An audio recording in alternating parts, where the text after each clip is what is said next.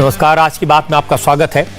आज की बड़ी खबर यह है कि पुलिस ने उत्तर प्रदेश में चुनाव आयोग के निर्देशों का उल्लंघन करने पर आज पहला बड़ा एक्शन लिया है। असल में समाजवादी पार्टी के खिलाफ गंभीर धाराओं में एफआईआर दर्ज की गई है। आज लखनऊ में समाजवादी पार्टी ने बड़ी रैली की थी। जो नेता बीजेपी छोड़कर आए उन्हें समाजवादी पार्टी में शामिल कराया, लेकिन इसी रैली के चक्कर में समाजवादी पार्टी के खिलाफ लखनऊ के गौतमपल्ली थाने में एफआईआर दर्ज हो गई है। इलेक्शन कमीशन ने प्रशासन से रिपोर्ट मांगी है और एक्शन लेने को कहा है। एक्शन इसलिए कि कोरोना की वजह से इलेक्शन कमीशन ने भीड़ जुटाने पर पाबंदी लगाई हुई है। कोरोना के केसेस तेज रफ्तार से बढ़ रहे हैं। आज ही उत्तर प्रदेश में 24 घंटे में कोरोना के 16,000 से ज्यादा नए केसेस सामने आए। 3 लोगों की मौत हुई। अकेले लखनऊ शहर में एक दिन में कोरोना के 2,209 मरीज मिले हैं। इसी वजह से चुनाव आयोग ने रैलियों पर रोक लगाई हुई है। बड़ी बड़ी रैलियां तो दूर, नुक्कड़ सभा करने की इजाजत भी नहीं दी गई है। डोर टू डोर कैंपेन करने में भी उम्मीदवार को कुल मिलाकर ज्यादा से ज्यादा 5 लोग शामिल करने का आदेश है। चुनाव आयोग का कहना है कि इतनी साफ साफ गाइडलाइंस होने के बाद भी कोरोना से जो हालात बन रहे हैं वो सबके सामने हैं। जिस तरह लखनऊ में इलेक्शन कमीशन के निर्देशों का उल्लंघन हुआ, वायलेशन हुआ, उसे बर्दाश्त नहीं किया जाएगा। हालांकि समाजवादी पार्टी में आज जो नेता शामिल हुए वो चेहरे नए नहीं हैं। ये सारे वही नेता हैं जिन्होंने पिछले 3-4 दिन में बीजेपी, अपना दल, बीएसपी और कांग्रेस से इस्तीफे दिए हैं। लेकिन समाजवादी पार्टी ने मकर संक्रांति के दिन एक बड़ा प्रोग्राम करने की रणनीति बनाई थी। इसलिए इलेक्शन कमीशन की गाइडलाइन के खिलाफ आज जाकर यह प्रोग्राम हुआ। तो पहले वो तस्वीरें देखते जिन्हें देखकर प्रशासन सख्ती में आ गया और एक्शन भी हो रहा है। ये वो तस्वीरें हैं जो लखनऊ में समाजवादी पार्टी के दफ्तर में हुई वर्चुअल रैली की हैं। मजे की बात यह कि वर्चुअल रैली में कार्यकर्ता साक्षात सामने थे, वर्चुअल नहीं थे। सैकड़ों के नहीं, हजारों की तादाद में थे। सिर्फ नाम वर्चुअल रैली का था। भीड़ वैसी जुटी जैसी पब्लिक मीटिंग में होती है। मंच पर अखिलेश यादव के अगल बगल उन नेताओं की कुर्सियां लगी थी। पार्टियां छोड़कर समाजवादी पार्टी में शामिल होने आए थे। मैं आपको बता दूं कि इलेक्शन कमीशन ने तो 5 से ज्यादा लोगों के साथ कैंपेन करने पर भी रोक लगाई हुई है। इलेक्शन के प्रोग्राम में 5 से ज्यादा लोग एक साथ एक मंच पर नहीं बैठ सकते, लेकिन समाजवादी पार्टी की वर्चुअल रैली के मंच पर अखिलेश यादव, स्वामी प्रसाद मौर्य, धर्म सिंह सैनी समेत 50 से ज्यादा लोग बैठे हुए थे। इलेक्शन कमीशन के गाइडलाइंस तो छोड़िए, कोरोना गाइडलाइंस का पालन भी नहीं हो रहा था। कुछ लोगों ने मास्क लगाया था, लेकिन ज्यादातर नेता बिना मास्क के बैठे थे। अखिलेश यादव की जेब में मास्क था, बीच बीच में मास्क लगा लेते थे। जब रैली की तस्वीरें न्यूज चैनल्स पर चलने लगी तो लखनऊ के डीएम अभिषेक प्रकाश ने पुलिस की एक टीम को जांच के लिए भेजा। हालांकि सब कुछ सामने साफ साफ दिखाई दे रहा था, जांच की कोई जरूरत नहीं थी, लेकिन फिर भी लखनऊ के डीएम ने कहा समाजवादी पार्टी का प्रोग्राम बिना परमिशन को हुआ है। रिपोर्ट मिलने के बाद लीगल एक्शन लिया जाएगा। और ऐसा नहीं कि अखिलेश यादव या समाजवादी पार्टी के दूसरे नेताओं को चुनाव आयोग की गाइडलाइंस के बारे में जानकारी नहीं थी। अखिलेश यादव अति उत्साह में हैं। उन्होंने कहा गाइडलाइंस हैं, वर्चुअल कैंपेन करना है। समाजवादी पार्टी वर्चुअल कैंपेन भी करेगी, लेकिन फिजिकल कैंपेन में भी पीछे नहीं हटेगी। ये जो वर्चुअल नाम आ गया कि वर्चुअल रैली होंगी, डिजिटल प्लेटफॉर्म से हम लोग अपनी बात कहेंगे, ये सही है कि वर्चुअल और डिजिटल में भी हम लोग जानते हैं चीजें, लेकिन जो ताकत हमारे कार्यकर्ताओं में फिजिकल है उसका कोई मुकाबला नहीं कर सकता। ये वर्चुअल और डिजिटल चलेंगे तो हम समाजवादी लोग डिजिटल, वर्चुअल और फिजिकल भी चलेंगे, घर घर गांव गांव जाएंगे, क्योंकि ऐसा चुनाव नहीं देखा किसी ने। कोई सोच सकता था कि पाबंदी लग जाएगी? बताओ, कोई सोचा था कि पाबंदी लग जाएगी? हम लोग इलेक्शन कमीशन के जो जो नियम है उनका पालन करेंगे, जो जो गाइडलाइंस है उनका पालन करेंगे, लेकिन इस भारतीय जनता पार्टी का हम लोग मौके पर फिजिकल मुकाबला करेंगे।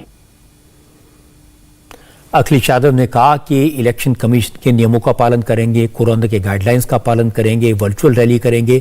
लेकिन जिससे वो वर्चुअल रैली कह रहे थे उसकी तस्वीरें सबने देखी। और ये तस्वीरें देखकर ही समाजवादी पार्टी के दफ्तर में चुनाव आयोग ने पुलिस भेजी। इसके बाद समाजवादी पार्टी के खिलाफ कई धाराओं में केस दर्ज किया गया। आईपीसी की धारा 188, 269, 270, 341 के साथ साथ महामारी एक्ट के तहत भी केस दर्ज हुआ है। एफआईआर में लिखा है कि दोपहर 2 बजे पुलिस के लोग 19 विक्रमादित्य मार्ग पर समाजवादी पार्टी के दफ्तर गए। वहां उन्होंने देखा कि 2 से 2,500 लोग जमा थे। इन लोगों ने विक्रमादित्य मार्ग पर अपनी गाड़ियां खड़ी करके पूरा रास्ता जाम कर दिया था। विधानसभा चुनाव को देखते हुए चुनाव आचार संहिता लागू है। धारा 144 लगी है। चुनाव आयोग ने 15 जनवरी तक किसी भी तरह की रैली, जुलूस और मीटिंग पर रोक लगाई हुई है। लेकिन समाजवादी पार्टी के दफ्तर में गैर कानूनी तरीके से लोगों की भीड़ जमा थी। इन लोगों ने कोविड-19 महामारी के प्रोटोकॉल का भी उल्लंघन किया। यह सब कहा पुलिस ने यह भी कहा कि भीड़ को कई बार समझाया गया लेकिन कोई असर नहीं हुआ। इसमें आदर्श आचार संहिता का उल्लंघन और कोविड-19 के नियमों का उल्लंघन इसमें जो परिलक्षित हुआ है उसके अंतर्गत सुसंगत धाराओं में मुकदमा दर्ज किया गया है। इस प्रकरण में पुलिस के द्वारा एफआईआर दर्ज कराई गई है और यही निर्देशित दिया गया है पुलिस के अधिकारियों को कि इसमें जो नियम कानून है उसके अंतर्गत निष्पक्ष विवेचना करते हुए नियम कानून के अंतर्गत पूरी कार्रवाई की जाए। और मैं एक बार पुनः आपके माध्यम से सभी से अपील करता हूं कि कोविड-19 के नियमों का पालन और आदर्श आचार संहिता भी वर्तमान में प्रभावी है। इसमें जो आदर्श आचार संहिता के जो स्पष्ट नियम है और माननीय आयोग का निर्देश है, इसका पालन करना हम सभी का कर्तव्य है। एफआईआर में 2,500 लोगों का जिक्र है लेकिन नाम किसी का नहीं लिखा। लेकिन लखनऊ के पुलिस कमिश्नर डीके ठाकुर ने कहा कि पुलिस ने पूरे कार्यक्रम की वीडियोग्राफी करवाई है। अब वीडियो के जरिए लोगों की पहचान की जाएगी। दिन में हम लोगों को सूचना मिली थी कि समाजवादी पार्टी के जो कार्यालय है विक्रमादित्य मार्ग पर, उसमें 2,000 से 2,500 कार्यकर्ता एकत्रित हैं और जो चुनाव आचार संहिता है जो कहती है कि अभी इस 15 तारीख तक किसी प्रकार की रैली, भीड़, सभा वगैरह आयोजित नहीं की जाएगी, उसका उल्लंघन करके और कोविड के प्रावधानों को उल्लंघन करके भी वहाँ भीड़ जमा हो रहा है। इस सूचना पर हमारे पुलिस के प्रशासनिक अधिकारी वहाँ गए थे और वहाँ उन्होंने पाया था कि ऐसी कार्रवाई हो रही है, तो उन्होंने सबसे अनुरोध भी किया कि सब लोग चले जाएं। तो तत्काल उन लोगों ने पालन नहीं किया। फिर हमारे अधिकारियों ने उसकी वीडियोग्राफी भी कराई और फिर इस संबंध में थाने पर मुकदमा उचित धाराओं में पंजीकृत कराया गया है। अभी जो मुकदमा दर्ज किया गया है वो वीडियोग्राफी के आधार पर कराया गया है। वीडियोग्राफी में जो भी लीडर्स पाए जाएंगे, जो भी कार्यकर्ता पाए जाएंगे जिनकी पहचान होती जाएगी, उनके खिलाफ हम लोग कार्रवाई करेंगे।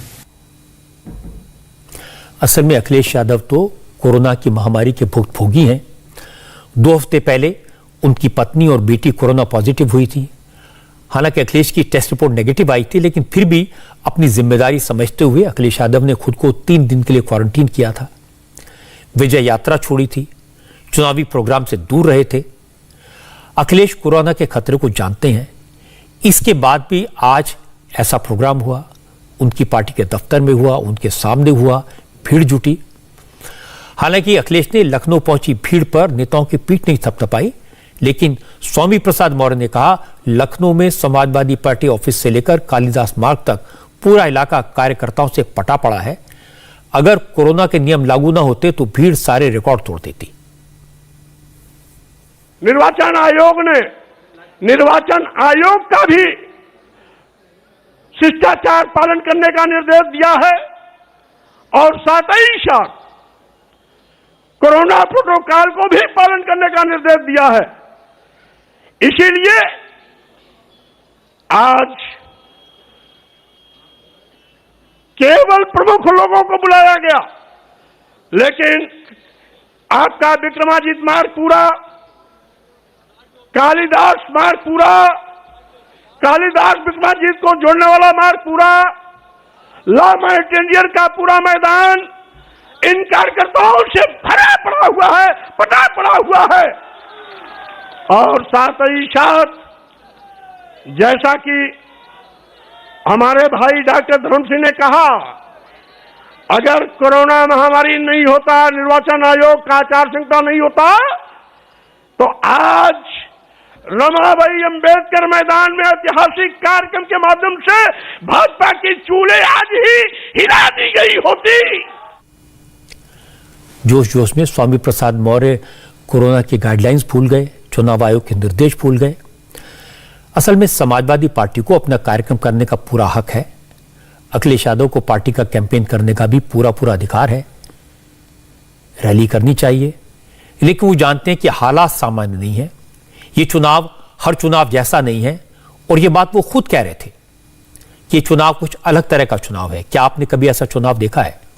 लेकिन इसके बाद भी अगर उन्होंने इतने बड़े पैमाने पर भीड़ जुटने दी तो ये यूपी के लोगों के लिए अच्छा नहीं है, क्योंकि इस प्रोग्राम में पूरे प्रदेश से लोग बुलाए गए थे। जो नेता समाजवादी पार्टी में शामिल हुए वो अपने अपने सपोर्टर्स को लेकर समाजवादी पार्टी के कार्यालय में आए थे। अब जब ये लोग वापस अपने अपने घर जाएंगे तो अपने अपने इलाके में कोरोना के खतरे को और ज्यादा बढ़ा सकते हैं। अब अगर इलेक्शन कमीशन एक्शन लेगा, सख्ती करेगा, तो चुनाव आयोग की निष्पक्षता पर सवाल उठाए जाएंगे, आयोग पर इल्जाम लगेंगे। सवाल यह भी है कि जब तमाम नेता पहले ही मीडिया के सामने आकर अपनी बात कह चुके थे, तो फिर सबको एक साथ लाकर भीड़ जुटाकर कोरोना के काल में ऐसा प्रोग्राम करने की क्या जरूरत थी? पता यह लगा कि जिस वक्त 14 जनवरी को लखनऊ में यह कार्यक्रम करने का फैसला हुआ, उस वक्त इलेक्शन कमीशन की गाइडलाइंस नहीं आई थी। हालांकि स्वामी प्रसाद मौर्य, धर्म सिंह सैनी और दारा सिंह समेत तमाम मंत्रियों विधायकों ने बीजेपी छोड़ने का जो तय कर लिया था, यह बात पहले से चल रही थी, सबको पता था, सबके इस्तीफे भी पहले से तैयार थे। तय हुआ था कि चुनाव का ऐलान होने के बाद एक एक करके रोज कुछ नेता बीजेपी छोड़ने का ऐलान करेंगे और फिर 1 जनवरी को लखनऊ में सब एक साथ समाजवादी पार्टी ज्वाइन करने का ऐलान करेंगे। इसी बीच कोरोना तेजी से बढ़ने लगा। इलेक्शन कमीशन ने रैलियों पर पाबंदी लगा दी, लेकिन समाजवादी पार्टी ने अपनी रणनीति नहीं बदली। आज 14 जनवरी को तय वक्त पर समाजवादी पार्टी के दफ्तर में कार्यक्रम हुआ, बस रैली की जगह उसे वर्चुअल लिख दिया गया। आज अखिलेश यादव की मौजूदगी में पूर्व मंत्री स्वामी प्रसाद मौर्य और धर्म सिंह सैनी समेत 8 विधायकों ने समाजवादी पार्टी की लाल टोपी पहनी। स्वामी प्रसाद मौर्य के साथ बीजेपी छोड़ने वाले विधायक भगवती सागर, विनय शाक्य, रोशनलाल वर्मा, मुकेश वर्मा, ब्रजेश प्रजापति और अपना दल के विधायक चौधरी अमर सिंह समाजवादी पार्टी में शामिल हुए। इनके अलावा 1 दर्जन से ज्यादा पूर्व विधायकों ने भी समाजवादी पार्टी ज्वाइन की। 3 दिन में 3 मंत्रियों समेत 10 विधायकों ने बीजेपी छोड़ी है, जिनमें से 8 आज समाजवादी पार्टी में शामिल हो गए। तीसरे मंत्री दारा सिंह चौहान और विधायक बाला प्रसाद अवस्थी भी समाजवादी पार्टी जल्दी ही ज्वाइन करेंगे, इसके संकेत मिले हैं। आज अखिलेश यादव ने बीजेपी को लगे झटकों पर चुटकी ली और कहा कि योगी क्रिकेट खेलना नहीं जानते, इसलिए उनके विकेट गिरते रहे पर उन्हें पता ही नहीं चला। अखिलेश ने कहा अब तो उनसे कैच छूट गया है। लगातार विकेट गिर रहे थे उधर पर, हालांकि हमारे बाबा मुख्यमंत्री क्रिकेट खेलना नहीं जानते। अगर वो क्रिकेट भी जानते होते अब तो उनसे कैच छूट गया। जैसा कि उन्होंने अपनी बात में कहा कि जिस तरफ वो चल देते हैं सरकार उन्हीं की बन जाती है, और इस बार भी पहले की तरह अकेले नहीं चले हैं, बड़ी संख्या में अपने साथ लोगों को लेकर के आए हैं। कई बार लोग कहते हैं ये सेमीफाइनल है, मैं आपसे कहना चाहता हूं ये सेमीफाइनल चुनाव नहीं है, ये सेमीफाइनल चुनाव नहीं है, यही फाइनल चुनाव है, यही फाइनल चुनाव है। योगी आदित्यनाथ ने यूपी की लड़ाई को 80 और 20 की लड़ाई बताया था। एक तरफ 80%, दूसरी तरफ 20%। योगी ने कहा था बीजेपी के साथ 80% जनता है, समाजवादी पार्टी के साथ सिर्फ 20% लोग हैं। आज अखिलेश यादव ने इस पर कमेंट किया, कहा योगी जी का गणित भी गड़बड़ाया हुआ है। पहले योगी 3/4 सीटों की बात करते थे, अब 3-4 सीटों की ही उम्मीद करनी चाहिए। ये जो लोग गिनती गिन रहे थे, कभी 80, कभी 20, और कहते थे 3/4 सीटें जीत करके आ रहे हैं। अभी कुछ दिन पहले हम लोगों ने कहा था कि मुख्यमंत्री जी कोई रटने वाला अध्यापक लगा लो जो आपको रटाए, क्योंकि 4.5 साल में आपने बिजली का कारखाने का नाम नहीं रट पाए। अब मुझे लगता है कि रटने के साथ साथ उन्हें गणित का भी अध्यापक रहना पड़ेगा, ये जो 80 और 20 की बात कर रहे हैं, 80% लोग तो समाजवादी पार्टी के साथ समर्थन में खड़े ही हो गए थे। और जिन जिन लोगों ने आज मंच को देखा होगा, इस मैदान को देखा होगा और स्वामी प्रसाद मौर्य जी की बात सुनी होगी, 20% भी उनके खिलाफ हो गए होंगे। तो अब भारतीय जनता पार्टी का सफाया होना तय है, अब कोई रोक नहीं सकता। अखिलेश यादव ने जो कुछ कहा, उनका पूरा भाषण योगी आदित्यनाथ के आसपास केंद्रित था। उन्होंने कहा योगी आज समाजवादी पार्टी की ताकत से डरकर गोरखपुर चले गए हैं। उन्हें 11 मार्च को गोरखपुर जाना था, लेकिन पहले ही लखनऊ छोड़ दिया। और इसके बाद अखिलेश ने इशारों में सियासी बात की। कहा अब अंबेडकरवादी और समाजवादी साथ आ गए हैं, अब साइकिल को कोई नहीं रोक सकता। मतलब यह था कि अब दलित पिछड़ों का कॉम्बिनेशन बन गया है, अब जीत पक्की है। ये भारतीय जनता पार्टी जो ठोकर राज चला रही, जो मुकदमों से डरा रही है, जैसे ही स्वामी प्रसाद मौर्य जी हमारे साथ आए, पता नहीं किस जमाने का वारंट इशू कर दिया। और दूसरे हमारे गठबंधन के अपना दल के,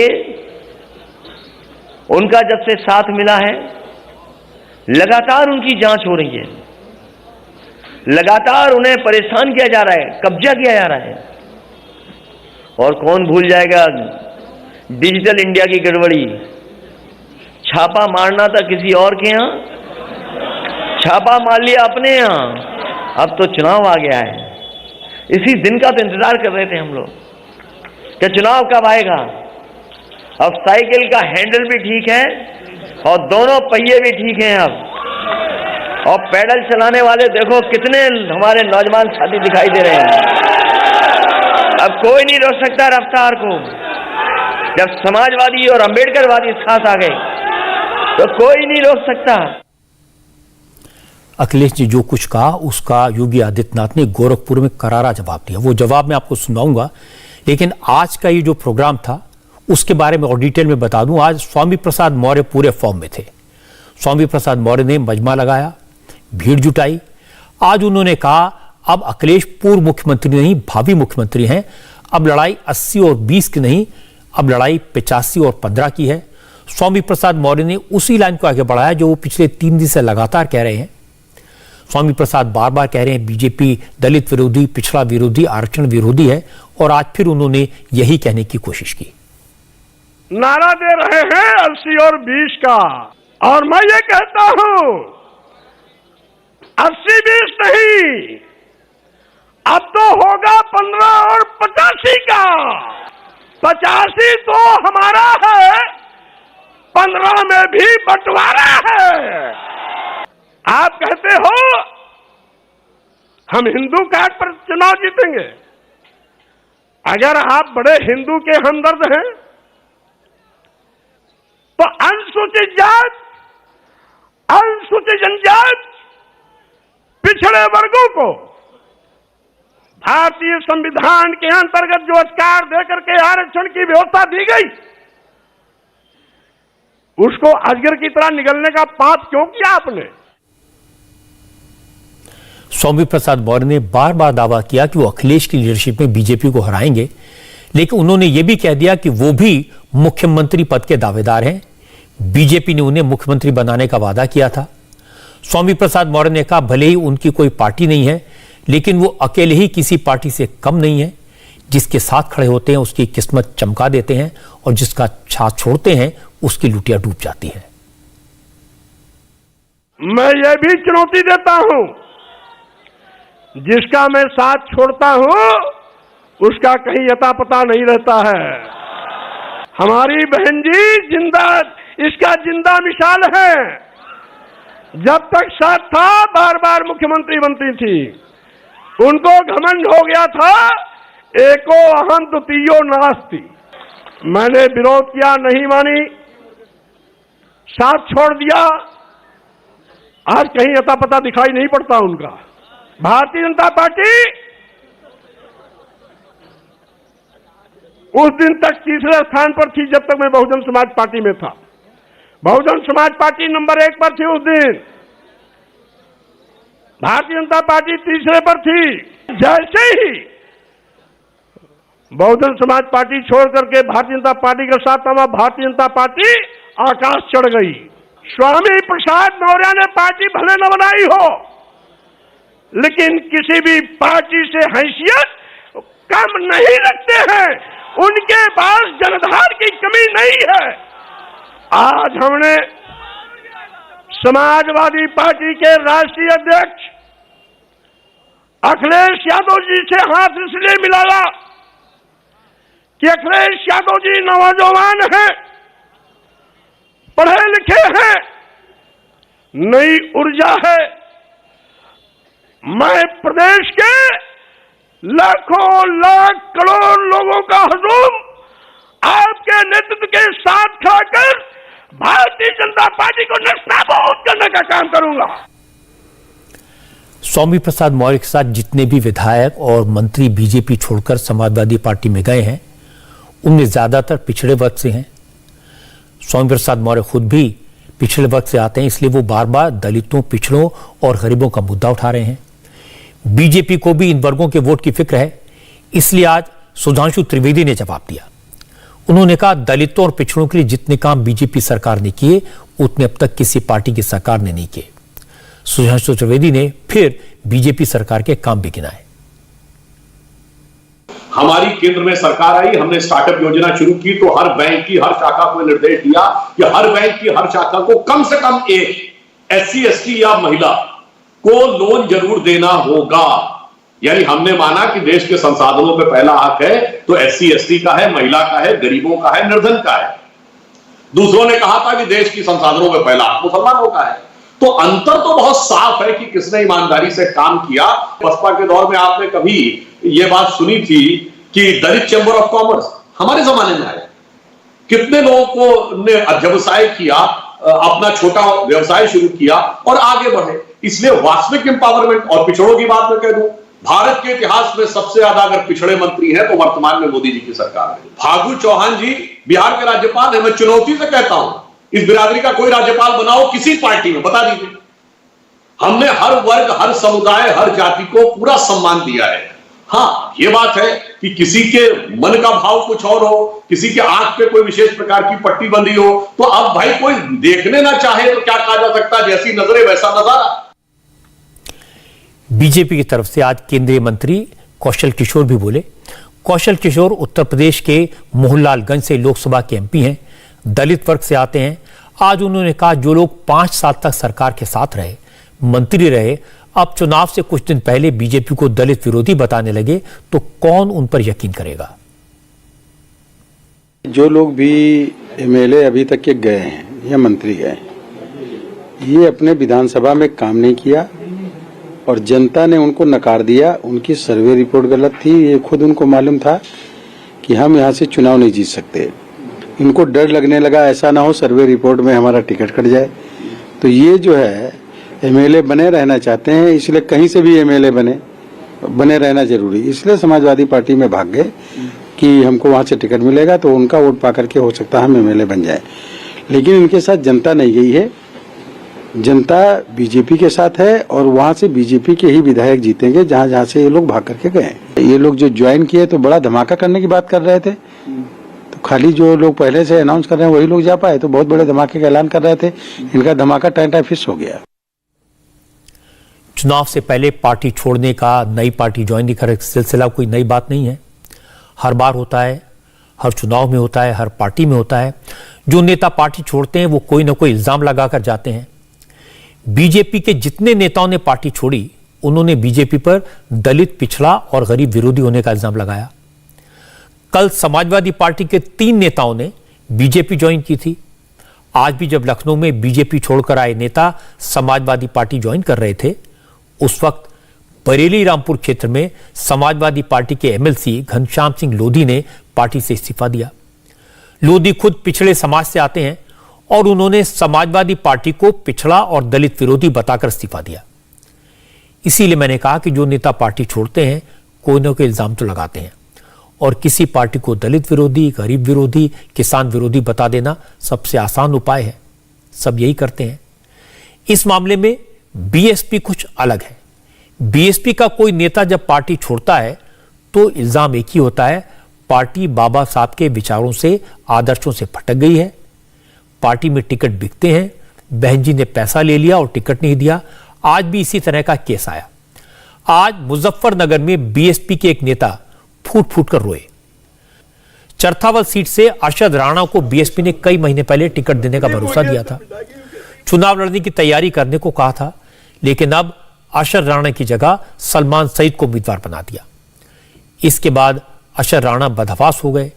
अरशद ने पार्टी के नेताओं से संपर्क किया तो बीएसपी के नेताओं ने उन्हें पहचानने से इनकार कर दिया। इसके बाद अरशद थाने पहुंचे, इल्जाम लगाया कि टिकट देने के नाम पर बीएसपी के विधानसभा प्रभारी शमसुद्दीन राइन और कुछ अन्य नेताओं ने उनसे 67 लाख रुपए लिए हैं और अब कह रहे हैं उन्हें पहचानते नहीं। बना दिया, मैंने तो कभी इस तरह सोचा भी नहीं था। आप परेशान मत होइए। उन्हें मुझे अंदर बिठा के यूं कहते हैं कि बस तेरे जगह अब किसी और को चुनाव लड़ा रहे। आप देख रहे होंगे अखबार में, डेली का हेड भी देख रहे होंगे, सारे होर्डिंग प्ले सब कुछ मैं कर रहा हूँ सर, उसके बाद भी ये मेरे साथ ऐसा कर रहे हैं।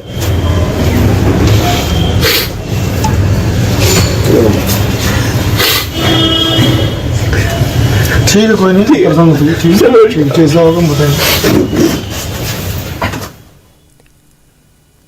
अरशद राणा ने कहा कि बीएसपी के नेताओं शमसुद्दीन राइन और नरेश गौतम ने उनसे वादा किया था कि वो मुजफ्फरनगर जिले की चरथावल सीट से उन्हें टिकट दिलवाएंगे। उन्हें मायावती से मिलवाया भी गया था। टिकट का वादा करके शमसुद्दीन राइन और नरेश गौतम ने अरशद राणा से किश्तों में पैसे लिए। कभी 4 लाख रुपए मांगे तो कभी 15 लाख रुपए की मांग की, वो पैसे देते रहे, लेकिन अब लिस्ट में उनका नाम नहीं है।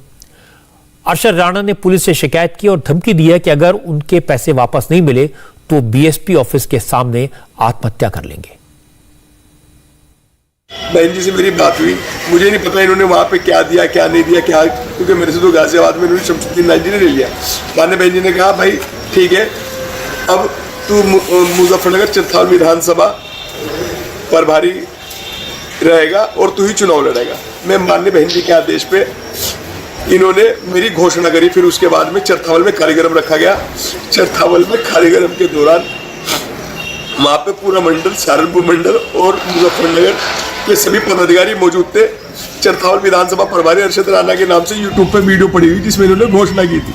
और आज पश्चिम प्रभारी ये कहता है कि मैं जानता नहीं कि अरशद राणा कौन है। घोषणा करने के बाद भी सम्मानित साथियों, इन्होंने मुझे बिल्कुल फुटपाथ पे ला दिया और इन्होंने उस आदमी को यहाँ पे लाके मेरे सामने खड़ा कर दिया जिसका कभी पसपसी को वास्ता नहीं रहा। लेकिन मुझे इनसे ये उम्मीद नहीं थी। ये मुझे बिठा के मान्य बहन जी के सामने नहीं आते, मेरा पैसा वापस करते, मुझे कहते तुझे चुनाव नहीं लड़ा रहे, कोई बात नहीं। ये मान्य बहन जी के सामने मुझे पेश करते, लेकिन इन्होंने जिला अध्यक्ष जी से भी 3 दिन पहले मैंने फेस टू फेस मुख्य कार्यालय में बात करी। चुनाव से पहले हो सकता है बीजेपी के नेताओं की इस तरह की कुछ और तस्वीरें आए। अगले 20 दिन में कुछ और लोग इसी तरह की बातें कहें, बीएसपी से इस्तीफा दें। कल कांग्रेस की पहली लिस्ट जारी हुई थी। आज कांग्रेस की एक महिला नेता ने भी इल्जाम लगाया कि उससे टिकट के एवज में पैसे मांगे गए, वो दे नहीं पाई, इसलिए उसका टिकट कट गया। इन सारी बातों को वेरीफाई करना कोई आसान नहीं होता, लेकिन चुनाव के वक्त ऐसे इल्जाम जरूर लगते हैं। जहां तक समाजवादी पार्टी का, आरएलडी का, इन सब पार्टियों का सवाल है, ये बार बार एक ही बात कह रहे हैं कि बीजेपी दलितों की, पिछड़ों की विरोध करने वाली पार्टी, उनके साथ अन्याय करने वाली पार्टी। अखिलेश यादव, स्वामी प्रसाद मौर्य, धर्म सिंह सैनी, ये सारे नेता खुद को दलितों और पिछड़ों का मसीहा बता रहे हैं और बीजेपी को इन वर्गों का दुश्मन। तो योगी आदित्यनाथ ने आज इन्हें करारा जवाब दिया। योगी ने कहा कि परिवारवादी समाजवादी नहीं हो सकते, जो गुंडों के संरक्षक हैं वो दबे कुचले वर्ग के हितैषी तो हो ही नहीं सकते। जो अपना घर भरने में लगे रहते हो वो दलितों का, पिछड़ों का, गरीबों का पेट भर ही नहीं सकते। योगी आदित्यनाथ आज गोरखपुर में थे। गोरखपुर में मकर संक्रांति के दिन योगी आदित्यनाथ भी दलित बस्ती में गए, दलित परिवार के घर खाना खाया। गोरखपुर की पीरू शहीद दलित बस्ती में योगी अमृतलाल भारती नाम के एक दलित के घर पहुंचे। यहां खिचड़ी सहभोज में शामिल हुए और इसके बाद अमृतलाल के परिवार ने मुख्यमंत्री योगी को बाबा साहब अम्बेडकर और भगवान बुद्ध की फोटो स्मृति चिन्ह के तौर पर दी। योगी ने कहा उनकी सरकार हमेशा से सबका साथ, सबका विकास के मंत्र पर काम करती रही है। आगे भी बीजेपी की यही नीति होगी। मैं मकर संक्रांति के अवसर पर अपने इस अनुसूचित जाति के कार्यकर्ता से अमृतलाल भारती और उनके सभी परिवारजनों को हृदय से धन्यवाद देता हूं, जिन्होंने मुझे खिचड़ी सह भोज पर अपने घर में आमंत्रित किया और वे लगातार यहाँ पे विभिन्न सामाजिक मुद्दों पर कार्य करते रहे हैं। विकास के मुद्दों पर यहाँ पर लगातार आवाज़ उठाते रहे हैं और आज उन्होंने खिचड़ी सह भोज के इस कार्यक्रम के माध्यम से सामाजिक समता का और प्रधानमंत्री मोदी जी का सबके साथ सबके विकास के उस मंत्र को पूरी तरह अंगीकार करते हुए इस समता भोज में खिचड़ी भोज जो समता भोज भी है, बाबा साहब के उस संदेश को जन जन तक पहुंचाने के इस अभियान के हिस्से के तहत कार्यक्रम आज संपन्न हुआ है।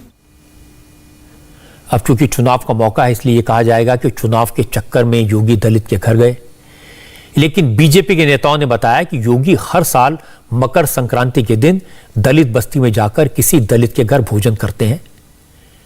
इस बार अमृतलाल के घर गए।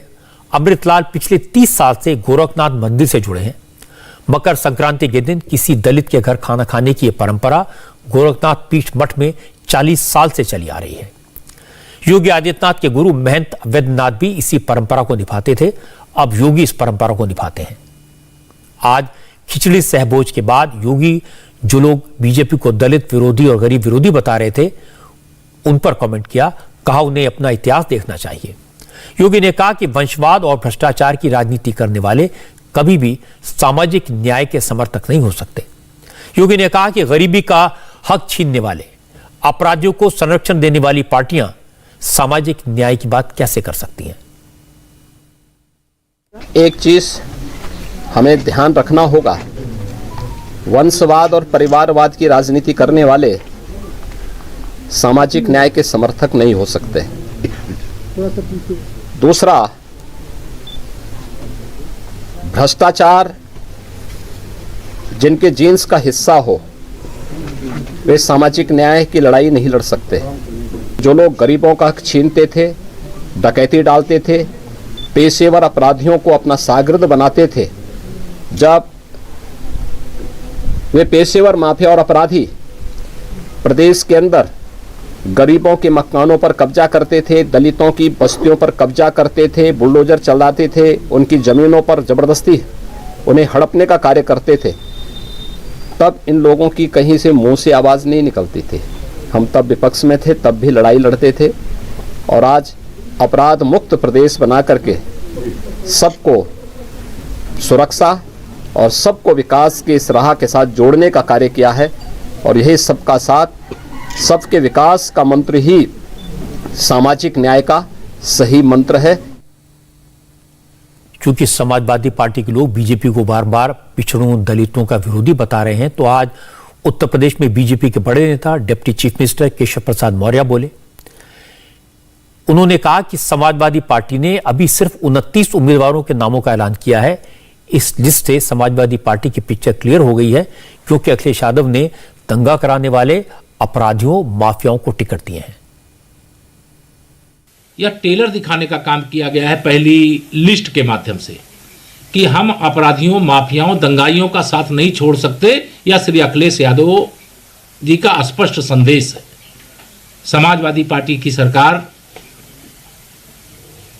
बनाने के सपने का मतलब है फिर से दंगाराज, फिर से गुंडाराज, फिर से अपराधी राज। अपराधियों के ऊपर, जिनके ऊपर किसी के ऊपर 20, किसी के ऊपर 30, किसी के ऊपर 40 मुकदमे दर्ज हैं, उन अपराधियों को टिकट दे करके श्री अखिलेश यादव जी, आप अपने गठबंधन से उत्तर प्रदेश की जनता को क्या संदेश देना चाहते हो? क्या आप फिर से मुजफ्फरनगर दंगे की वापसी चाहते हो?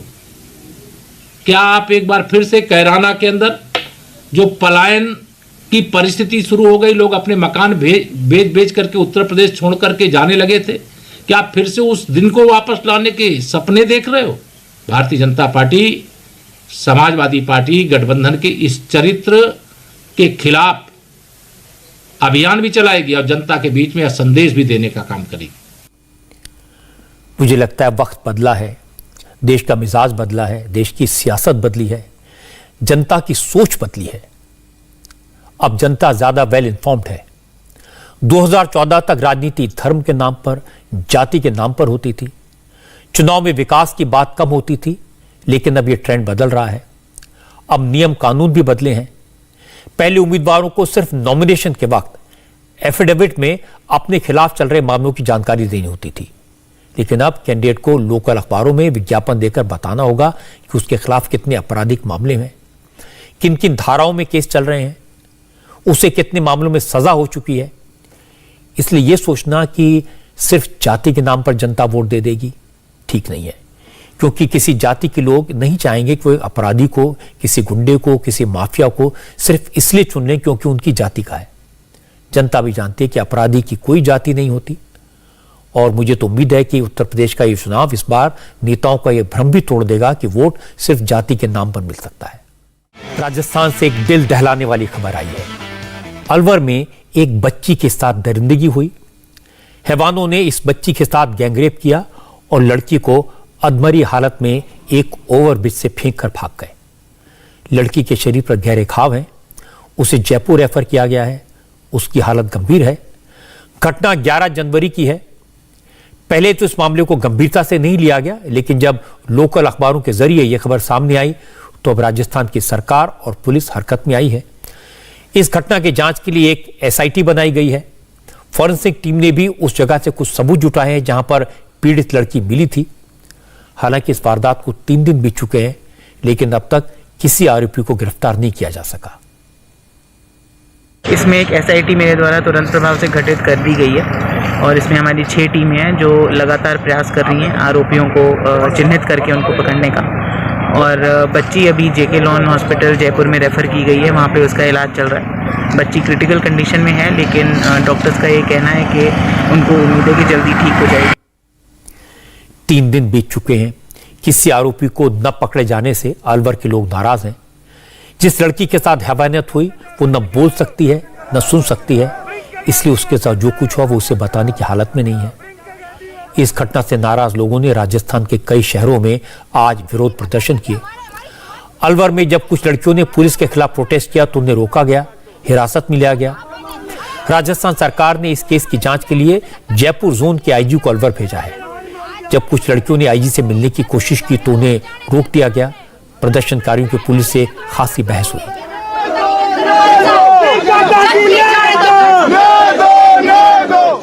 ये सारी जो चीजें हैं, जरूर कुछ जानकारियां आ रही हैं, है ना, आ रही हैं, लेकिन उसको एक बार मतलब सारी कड़ियों को जोड़ के ही किसी नतीजे पे पहुंचा जा सकेगा। तो उसके लिए थोड़ा सा हमें उसी कारण से मैं आया हूँ यहाँ पे। मैं वहाँ भी गया जहाँ पे मतलब वो बच्ची का घर का रास्ता मिलता है, और भी अब आगे जो एफएसएल की टीम आई हुई है वो हमने स्पेशली उनको बुलाया है कि भाई कोई हमारे से सुराग छूट नहीं जाए।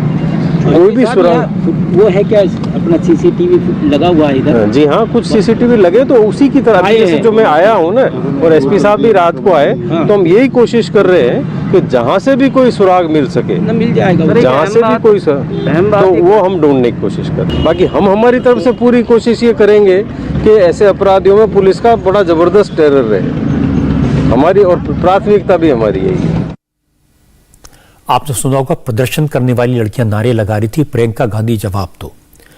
उसकी वजह यह कि राजस्थान में कांग्रेस की सरकार है और यूपी में प्रियंका गांधी ने नारा दिया लड़की हूं लड़ सकती हूं, लेकिन अलवर में गैंग रेप की घटना को लेकर प्रियंका गांधी ने अब तक कुछ नहीं कहा है। इसलिए बीजेपी ने भी इसे इशू बनाया। आज बीजेपी लीडर मंजिंदर सिंह सिरसा बच्ची के परिवार वालों से मिले।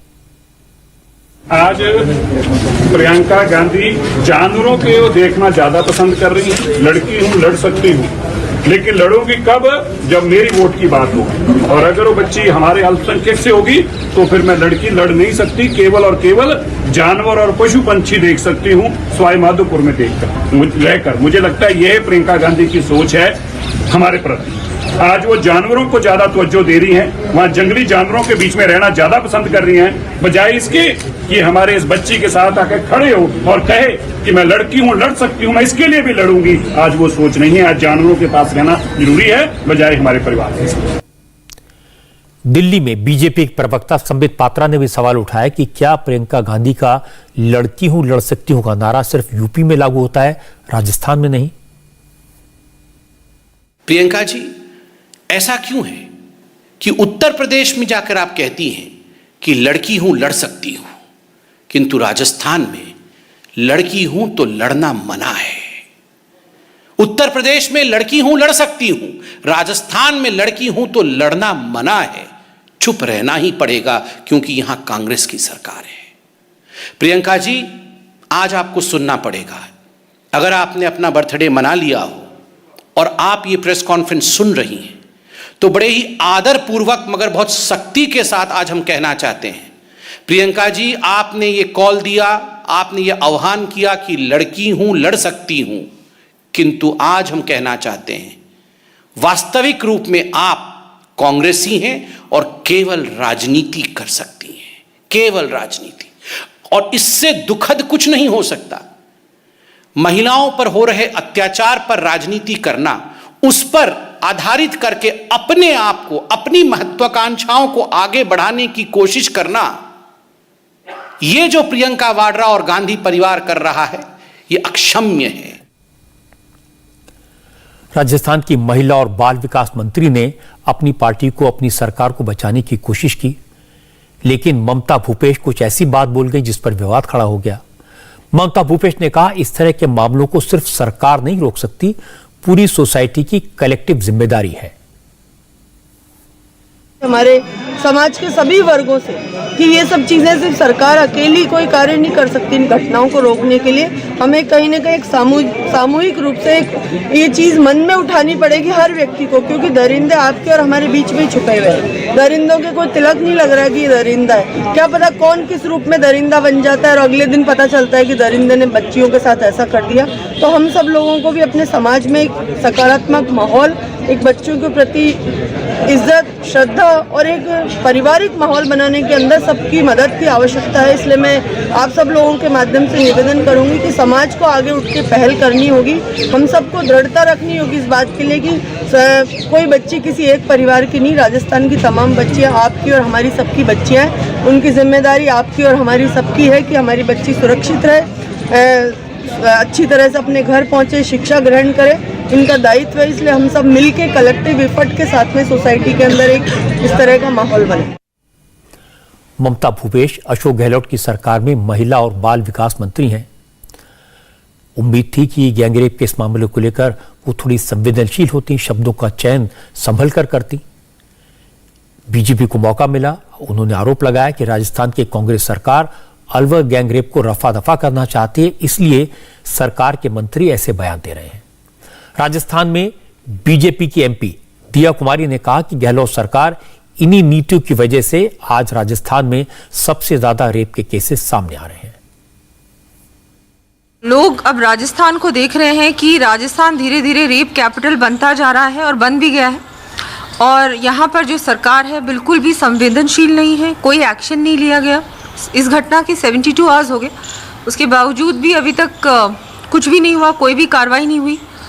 और बहुत कुछ सुनने में भी आ रहा है कि ये लोग कोशिश ये कर रहे हैं कि शायद इसको कि ये ऐसी घटना थी ही नहीं और कुछ और ही था। ये लोग इसको कवर अप भी करने की कोशिश कर रहे हैं। ये भी बहुत, मुझे कुछ सूत्रों से ये भी जानकारी मिली और मैं वहाँ हॉस्पिटल गई, मैं परिवार से भी मिली, विक्टिम से भी मिली और बहुत ही मुझे मतलब मैं देख नहीं सकी इतना, मतलब उनको देख के मुझे, मतलब मैं आपको बता नहीं सकती कि मुझे, मेरे मन में इतना ज़्यादा पेन हुआ, इतना दुख हुआ और इतनी शर्म आई मुझे कि मैं भी आज राजस्थान से महिला हूँ और मैं भी जनप्रतिनिधि हूँ, लेकिन मैं लाचार हूँ।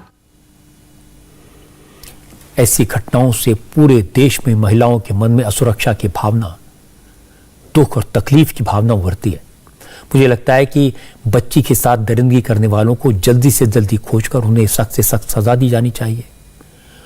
पुलिस को इस मामले में थोड़ा और संवेदनशील होना चाहिए और ज्यादा सक्रियता से काम करना चाहिए। अगर वक्त रहते एक्शन लेते तो शायद अपराधी अब तक पकड़ लिए जाते और जनता का नाराज होना स्वाभाविक है। तो कोशिशें करनी चाहिए कि इस मामले में जल्दी से जल्दी एक्शन हो। कोरोना की महामारी की वजह से चुनाव रैलियों पर चुनाव आयोग की रोक 15 जनवरी यानी कल तक के लिए है। कल हालात को रिव्यू किया जाएगा, फिर तय होगा कि रैलियों की परमिशन दी जाए या नहीं। लेकिन जो हालात दिखाई दे रहे हैं उससे लगता है कि इस माहौल में रैलियों की परमिशन मिलना फिलहाल मुश्किल है। पिछले 24 घंटे में देश में कोरोना के 2,64,202 नए केसेस सामने आए।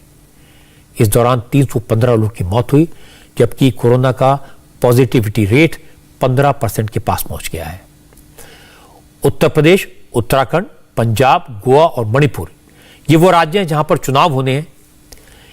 इन राज्यों में कोरोना का ग्राफ लगातार बढ़ रहा है। यूपी में आज 16,000 से ज्यादा नए केस सामने आए। गोवा में तो कोरोना रोज नए रिकॉर्ड बना रहा है। यहां 24 घंटे में कोरोना के 3,145 केसेस सामने आए। पंजाब में 7,000 और उत्तराखंड में एक दिन में 3,200 से ज्यादा कोरोना के नए केस रिकॉर्ड किए गए। हालांकि कोरोना केसेस के मामले महाराष्ट्र अभी भी टॉप पर है। महाराष्ट्र में पिछले 24 घंटे में 43,211 नए केसेस आए, जबकि दिल्ली में भी एक दिन में कोरोना के 24,383 नए मामले रिकॉर्ड किए गए। 34 लोगों की मौत हुई।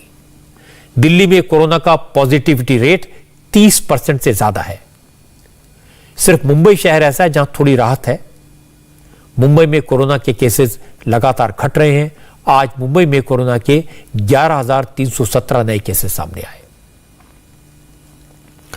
मैं आपको बता दूं कि कोरोना के थर्ड वेव में हॉस्पिटल जाने का रेट और डेथ रेट दोनों बहुत कम है। लेकिन ध्यान देने वाली बात यह है कि जिन लोगों ने वैक्सीन नहीं लगवाई वही हॉस्पिटल पहुंच रहे हैं। और पिछले दिनों कोरोना से जिन लोगों की मौत हुई उनमें से 90% ऐसे थे जिन्होंने वैक्सीन नहीं लगवाई थी। मुंबई की मेयर किशोरी पेडनेकर ने बताया कि मुंबई में कोरोना से जिन लोगों की मौत हुई है उनमें से 94% लोग ऐसे थे जिन्होंने वैक्सीन नहीं ली थी। और दिल्ली के हेल्थ मिनिस्टर सत्येंद्र जैन ने कहा कि जिन लोगों की कोरोना से मौत हुई है उनमें से 86% ऐसे थे जिन्होंने या तो सिंगल वैक्सीन ली थी या फिर एक भी डोज नहीं ली थी। इसीलिए मेरी आपसे अपील है, अगर आपने वैक्सीन नहीं लगवाई है तो तुरंत वैक्सीन लगवाएं। अगर एक डोज लगवाई है तो दूसरी डोज लगवाने के लिए इंतजार मत करें, तुरंत लगवाएं। इंडिया टीवी हर वक्त हर जगह डाउनलोड करने के लिए सर्च करें India TV news Google play store या ऐप स्टोर पर।